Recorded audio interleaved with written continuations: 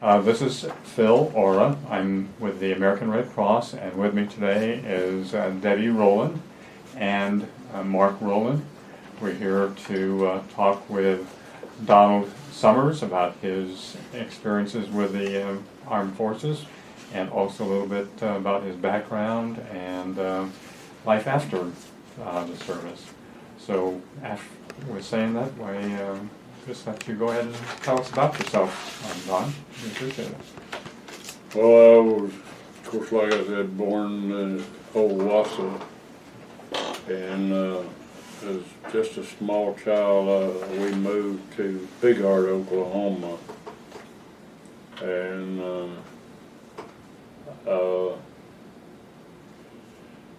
we remained there until 1943, when we moved back to Owasso. While we were at Big Heart, I went to school at Hurd, Oklahoma, which went to the 6th grade. And of course, we didn't have electricity or toilets inside the school. But we moved back to Owasso in '43, and Dad went to work at what was then known as the Bomber Plant. It was actually Douglas Aircraft Company, and he worked there until the end of the war, and then he went to work for Mid-Continent Oil Refinery in West Tulsa. At age 40, he had a heart attack, and I was 15 years old. Back then, heart patients were told to stay in bed, get a lot of bed rest, and so he was incapacitated as far as working, and I was the oldest son. And my mother had a brother that was a supervisor at Chandler Materials Company, which is a rock crusher. He told my mother if I wanted to quit school that they would give me a job at the rock crusher. So I was in the 9th grade, and I quit school and went to work for the rock crusher. And of course my uncle, he was the boss, and he told me to behave myself, or he'd correct me in the usual manner. But anyway, I went to work 75 cents an hour the first year. The second year I got a nickel raise. Of course, I gave my mother my check every payday, and we were fortunate. We moved from Big Heart into a house in Owasso that had a water well right in the front yard, and we had natural gas lights. So that made living a lot more pleasant than it had been where we had lived up there in Osage County. But later on, I went to work for Edwin DeCourcy at Pure White Dairy Milk Company on 3rd Street in Tulsa, and I started delivering milk door to door, and that was a very good job, very interesting.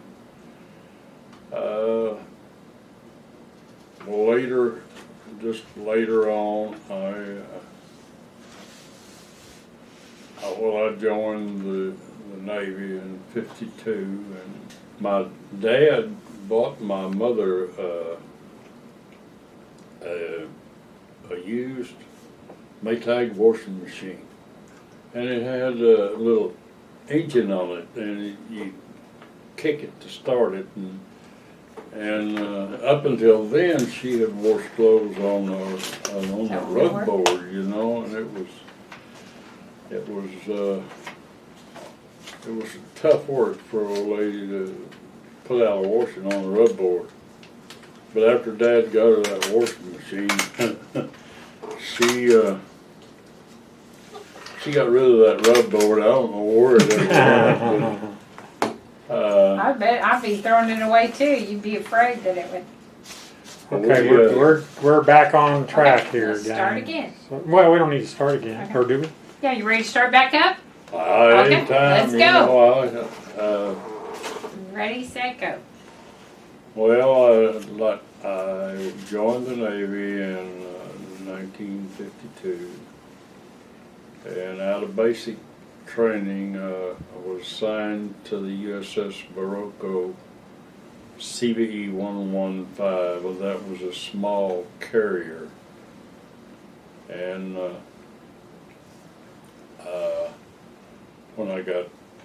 when basic training was over, I got 14 days leave, and when I wanted to come back home to Oklahoma, in order to come back to Oklahoma, I had to buy a round trip ticket on the bus line. Well, I was married before I went into service, and back then I was only making $51 a month, $25 one payday and $26 the next.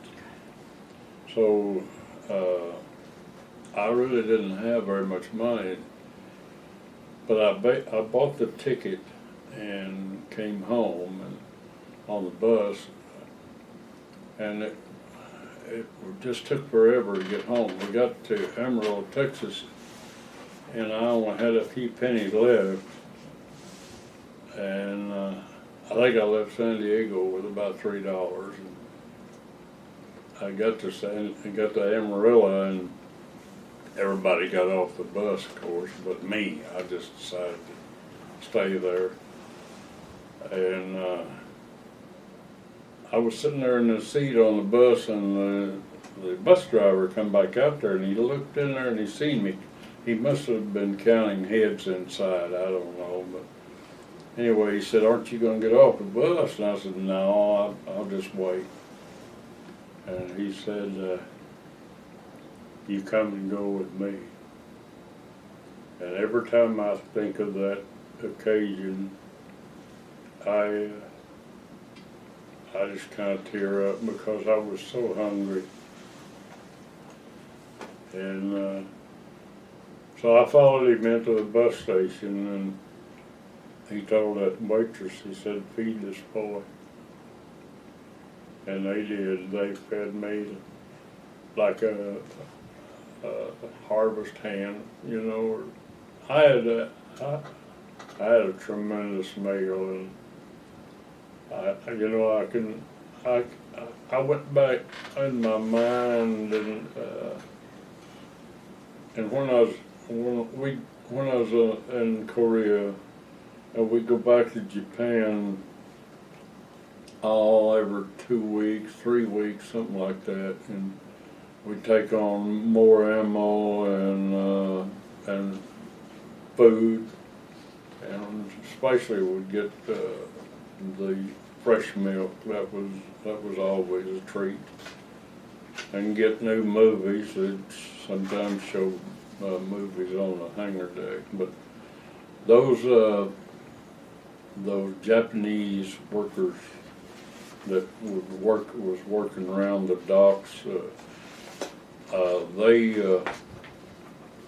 they took our scraps, food scraps, and they took all those scraps home with them, and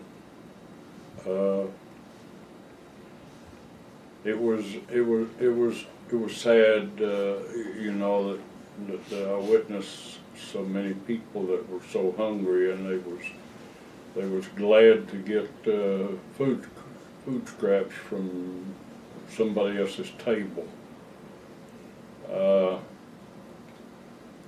anyhow, to this day, you know, when somebody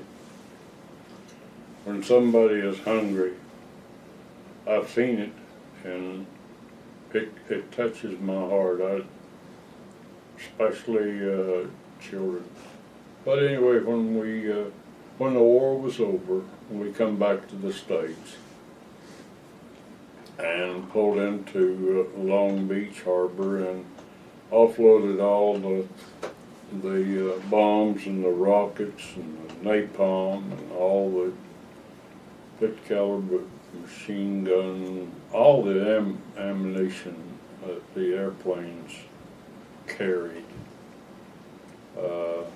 We offloaded it there, and then the ship went into dry dock in Long Beach, and I thought, you know, that I was going to get off. But I didn't get off. Only the people that's enlistment was up got off the ship. But everybody else was just had to stay there, and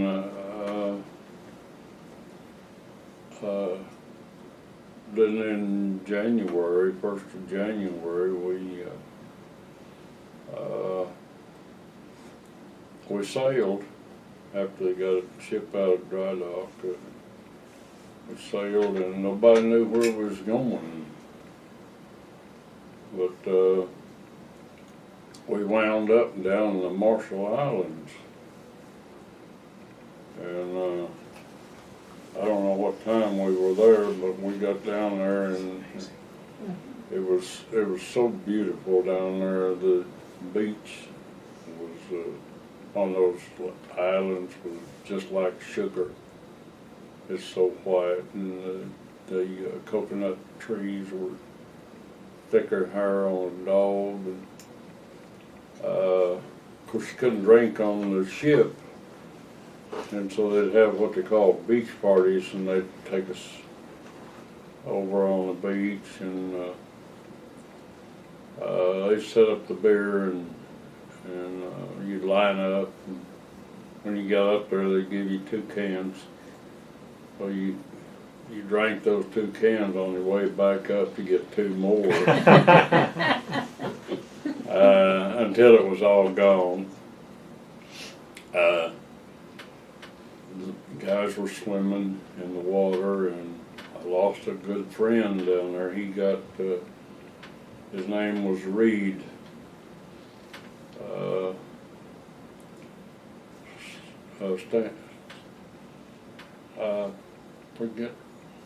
Can't think of what his first name was. Sanford Reed was his name, and he got drowned in the waters off of the island when we were on the beer party, if you want to call it that. But that was just one of the trips over to the beach that we made. One of the first trip we made over there, after the beer was gone, this other fellow and myself, we decided to explore the island. And so we went through the trees and found where people had lived, you know, but they were long gone because it was a test, the Kwajalein, and I guess Bikini was the only islands that I believe had personnel on them. They'd vacated a bunch of those islands. And anyway, this other fellow and I decided to explore the island, and when we got back, the beer party was gone. They'd all gone back to the ship, and we were left there on the beach. So we pulled some of the limbs off the palm trees and spent the night. And I can remember, you know, how hot it was during the day, but at night with those sea breezes, I never will forget. I like to froze to death. But anyway, they come looking for us the next morning, and there we was. But but never got into any problem over it. But anyway, they started their H-bomb test, which is called Operation Castle. They detonated the first bomb, which was called Bravo, on March 1st, 1954. We were 27 miles away from the blast. And we were dead in the water. They got everybody that didn't have to be below decks. We had everybody get up on the flight deck and sit down facing the stern. The officers had eye protection, but we didn't. And so they told us not to turn around and look at the fireball because it would blind you. But after they said after the bomb went off, that we could turn around and look.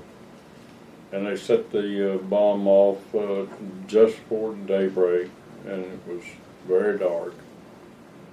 But when it went off, it was really brilliant light.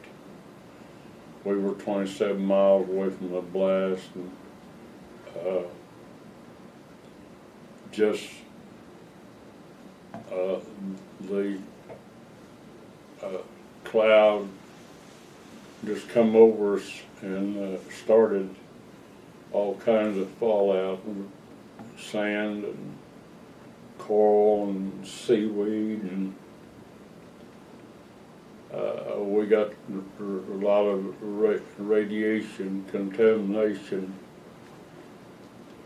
and so we set sail and got out in the ocean and started washing that ship down from the bow to the stern, the flight deck, all the sponsons and gun tub, and every piece of the ship that was exposed. There was a lot of write-up about the ship when we came back to the States. It was considered hot. And anyway, March 1st, 1954, that was a day that was actually, it was a tragic day because nobody expected it to be that huge. In fact, there was, of course, we were upwind, and there was a report that, I don't know how true it was, but there was a report that there was a Japanese fishing boat downwind, and some of the Japanese people that were aboard that fishing boat died as a result of the radiation contamination. But anyway, a lot of men have died from a lot of different results of that radiation contamination. We come back to the States. Call from John Barry. We come back to the States, I believe, in July of '54, and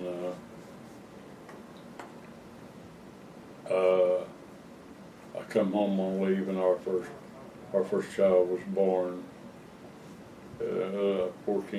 16th day of August, and I had just got home on leave just a few days prior to his birth.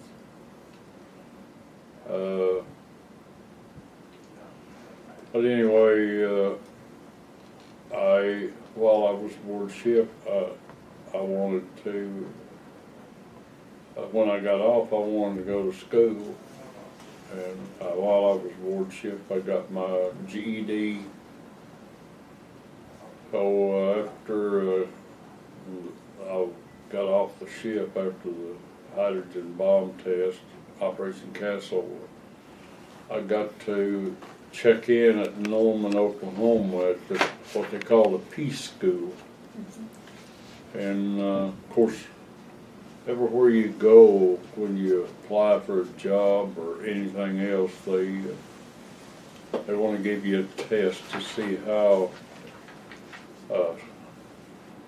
smart you are. So they gave me a test, and when I got down there in Norman, Oklahoma, was where the Peace School was, and that instructor, he said to me, he said, "What are you doing here?" And I said, I want to learn something. That's why I'm here. I applied for this school. Actually, I had got turned down for the school several times, but I'd get turned down, and I'd just put in another request. And finally, they wavered the points that I needed to be eligible for school. And so anyway, he asked me, he said, "What are you doing here?" And I said, "Well, I want to learn a trade. I want to learn something, because I've been working at Rock Crusher and delivering milk door to door, and that wasn't exactly what I would like to spend my life doing." And so he said, "Well, you didn't make a good enough grade to stay here." He said, "I'll tell you what I'll do. I'll give you some books, and you study them books, and I'll give you another test in 2 weeks." And I said, "Okay." So Lois and she was with me, and we burned the midnight oil, and 2 weeks later he gave me a test, and I passed. So I got to attend the school, and I really applied myself because I really wanted to learn something. So when I finished the school, they asked me then where I wanted to go to school. And I said, "Well, I'd like to go to Aviation Structure and Hydraulics School at Millington, Tennessee." So I got to go to school there in Millington, Tennessee, and turned out I got through that, and I was aviation structured hydraulic, and that provided me with a resume, if you will, that I could take somewhere and maybe get meaningful employment. So I finished both Millington, Tennessee, and Norman, Oklahoma schools. I really did well because I really wanted to learn. I should have went to Florida to Jacksonville, aviation electronics. I didn't know that then. I just wanted to be close to Oklahoma as I could. But then I finished out my enlistment at Hutchinson Naval Air Station, Hutchinson, Kansas. And in 1955, I was hospitalized in Navy Hospital at Hutchinson, Kansas, due to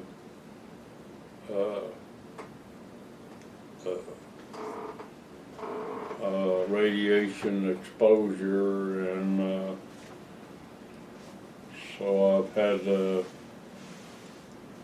had to deal with the results of that ever since. But anyway, I consider it a real pleasure.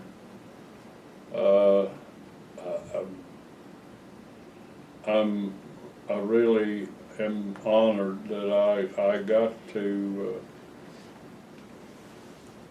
be in the armed forces. I think it's a wonderful thing for a man or a woman to be patriotic and want to serve their country, not necessarily in a war zone, but just the experience, and to say that I served and I served honorably and would do it again.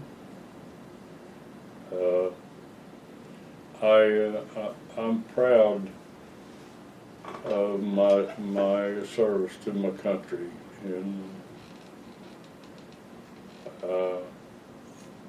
as a result of my school, an aviation structure and hydraulic school, I've worked in aviation ever since. I retired from American Airlines after 37 and a half years, and I was fortunate. I started as an aircraft mechanic course, and sometime later they made me a crew chief, and I had a number of people, 20, 25 people work for me, and it was just good duty. It was really good. I was in the service with great guys, and I had a great job, and I love my job at American, and you know, it all come to an end. I had to retire in 1995, and I'm still around. So, and I, you know, got a little pension. I draw disability from government as a result of military experience. So life's been good, and I would encourage our young men and women to serve their country if they can. I think it's good for self-esteem. I think and it benefits our country as well.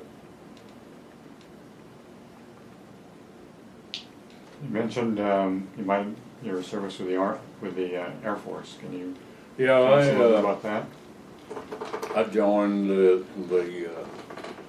well, actually, I wanted to stay to 20, but I had got a job with American Airlines after I got out of the Navy, and I wanted to stay in the military, so I joined the Air National Guard 138th Wing over at the north end of the airport over there, and I got, you know, I worked in the engine shop, and I got assigned to air crew. I flew with them over to the Azores. I went to Rota and Morón and Madrid, Spain. It was good, and I'm sorry that I didn't stay. But while I was there, they,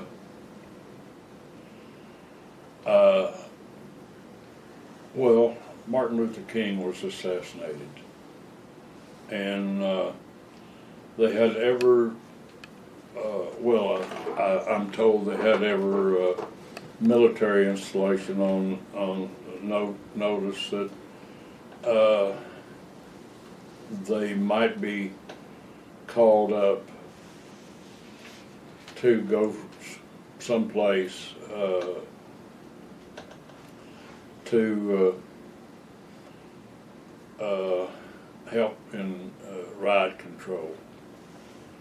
Well, they vaccinated me for the blue blotting plague, and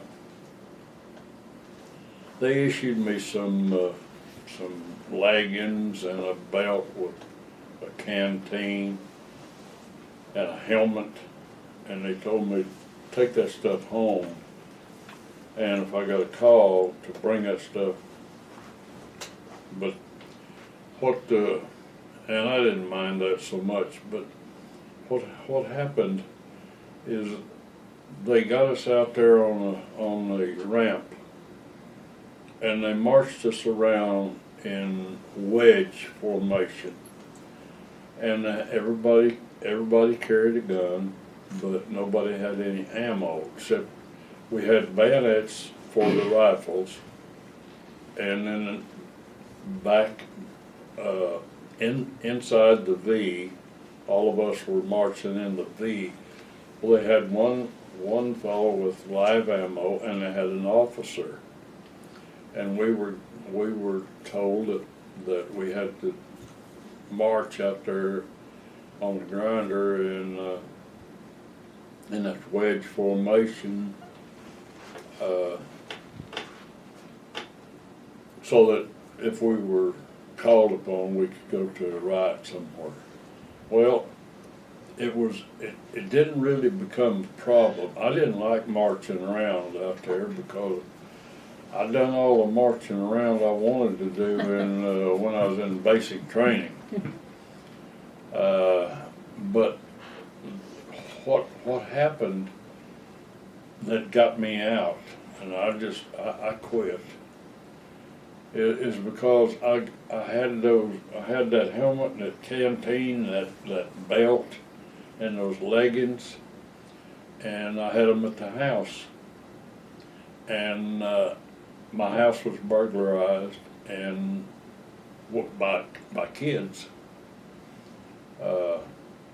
and they stole that stuff, and it was government property, and I was in possession of it. And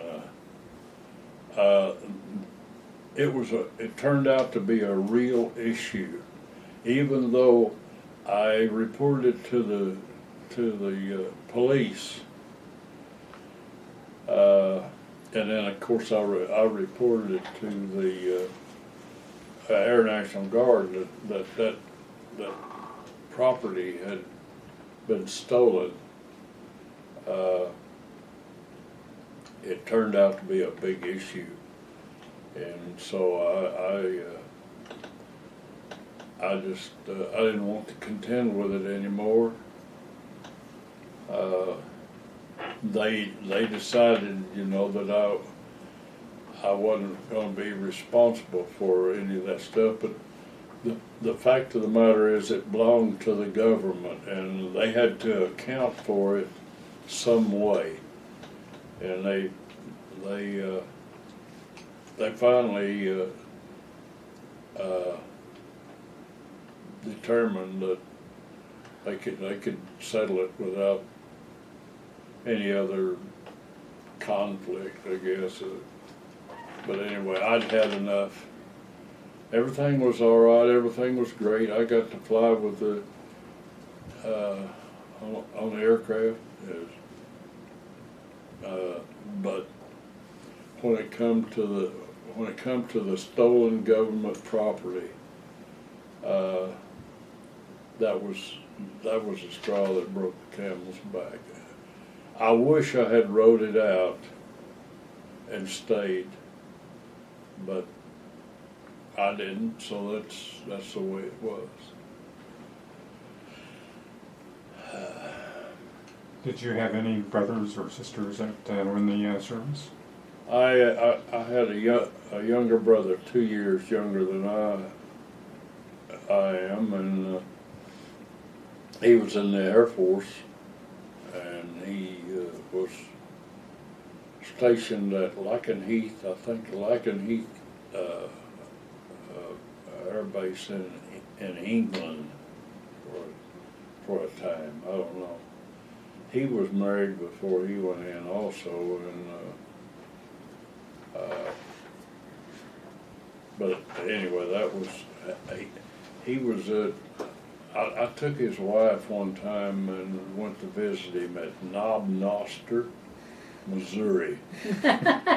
No, I thought it was a crazy name myself, but anyway, that's where he was. And we went up there and got him one Christmas and brought him home to Owasso. But yeah, he served his time in England, but then in 2007 he passed away. So I don't have any family left. That's it. Thank you. Your stories were great. Yes, thank you, sir. Thank you very It's been an much. honor to have you and interview you. We really appreciate your service. Well, thank I you for appreciate it. having me. I don't have, I really don't have an opportunity or a real desire to spread my experiences around, because most people's got their own life and they got stories themselves. So my life experiences has been important to me and my family. I have 2 sons and 1 daughter, and they're very much a part of our everyday living. In fact, Lois and I have given our children parcels of land for them to live on, so they don't have to buy it. We had to buy ours and, of course, pay it out, but we gave them their land, and they're good. They're good. Of course, our children, our firstborn was born 16th of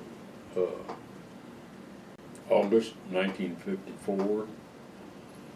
Our daughter was born in January the 17th in 58, and our last son was born 16th of August 1960. But so they've all been married, and they've all got children, and we've got great grandchildren now, and expecting more. Oh, that's great. That's Yeah, I wonderful. think it's important for your grandchildren, your great-grandchildren, and their children to know about you. Well, I have a uniform that I wear. I've worn it to funerals or Veterans Day and parades, and I enjoy that. It's Navy uniform, and I really do appreciate being a part of the armed services.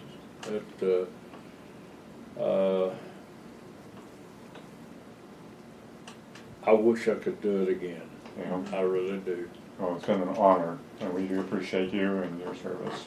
Thank you. Thank you, sir.